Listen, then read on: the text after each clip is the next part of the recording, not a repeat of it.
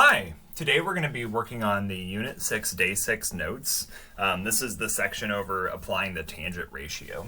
So at this point, we're going to start getting into something called trigonometric ratios and using trigonometry. Trigonometry is the use of essentially right triangles and their kind of relationships and how they work. A trigonometric ratio is a proportion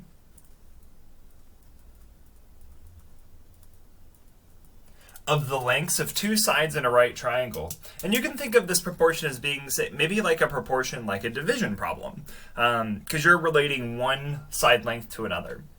So we will use the trigonometric ratios to find the measurement of a side, or we'll use it to find an acute angle in a right triangle. Just kind of as a quick kind of a rundown, the parts of the triangle. So the sides of the triangle are based on either one of the two acute angles. And I'll use that as a reference angle. I'll talk about that being the reference angle. So here it says pay attention to which angle is being referred to. Let's use angle A here. So this is what I'll call the reference angle. And I'll use that term a lot when we talk about like where are we referencing from. So if this is our reference angle, then we know a few things. We know that there is a side that is called the hypotenuse. And the hypotenuse we abbreviate HYP, and that's this side here. So this is the hypotenuse, that side here. So the hypotenuse is always across from the right angle, and it's the side length that's always going to be the longest in a right triangle. So the hypotenuse is across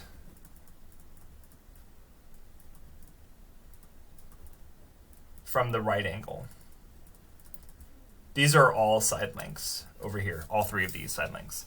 OPP stands for opposite, and so opposite is on the side length that's opposite from your reference angle. So this side here is OPP, opposite. So this is opposite from the reference angle. And then adjacent, ADJ in math stands for adjacent. Adjacent is next to the reference angle. Next to the reference angle. So the trigonometric ratio that we're going to start with is tangent. And tangent is one of the three trigonometric ratios that we'll be talking about in this course. There are more than just those three, but we'll be focusing on those. And if we talk about tangent of A here is going to be opposite over adjacent. So we're going to be looking at the lengths of the sides from the opposite over the adjacent. And notice that this is a ratio, this is a division problem. We're dividing two of the length values. Unless told otherwise, you should round the values of trigonometric ratios to 4 decimal places and round lengths to 1 decimal place. So right now when we're talking about the ratios, we're going to round to 4 decimal places. So you will need a calculator for today's lesson. Example 1, find the tangent of A and tangent of B. So tangent of A, so A is our reference angle. So tangent of A, so we need to go opposite. So opposite of this A here, opposite of this A here, is this 45 value. So this is going to be 45 over, and then adjacent, the side that's adjacent to A is 28. So 45 over 28. And so then I would that is the answer, 45 over 28.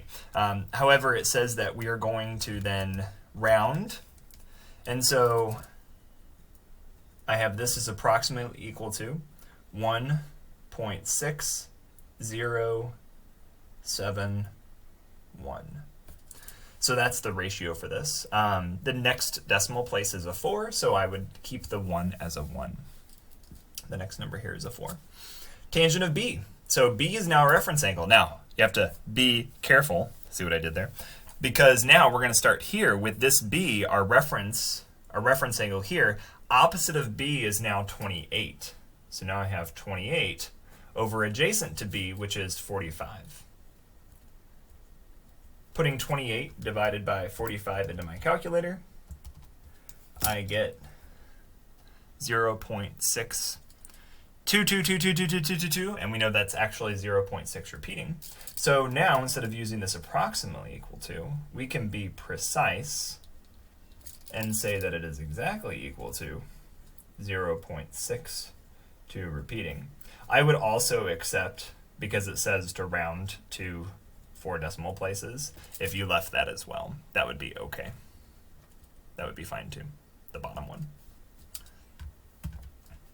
Next, what we have, number 2, tangent of A. So A is a reference angle. Opposite of A is 56. So I have 56 over, and then adjacent, or next to, is 33. 56 over 33.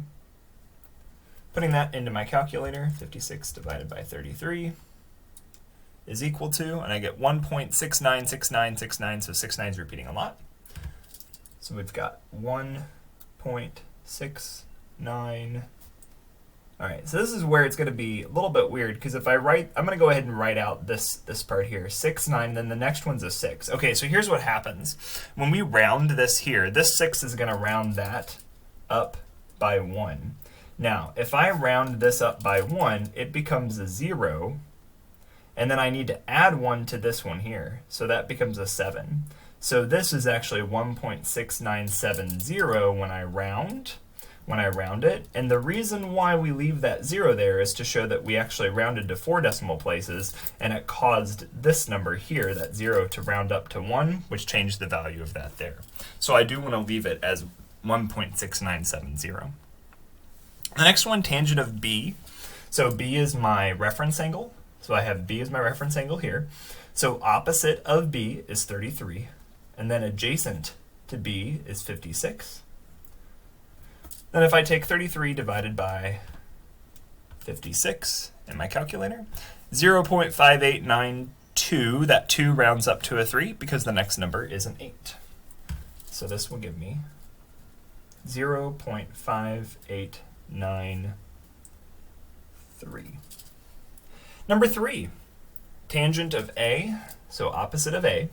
Opposite of A is 9 over adjacent. Be careful. Adjacent, this is the side that's the hypotenuse. So this side here, 12, that's the adjacent. Sometimes it's helpful to mark on the diagram which side's the hypotenuse. The hypotenuse will never change. The adjacent and opposite will, because the reference angle is changing, but hypotenuse will never change. So it's good to make sure. Notice that we're not using hypotenuse at all in the tangent ratios. We use those in sine and cosine, which we'll talk about in the next section. 9 divided by 12 reduces to 0.75. 0.75. And we can leave that as that without the extra zeros in the decimal places because it's exact. Tangent of B. B is my reference angle. So opposite is 12 over adjacent is 9. 12 divided by 9 gives me 1.3 repeating. So we can do 1.3 repeating like that, or we can also, I would also accept approximately 1.3333. And that's the first page. I'm breaking up this video into multiple parts, so that way you get each part for each page.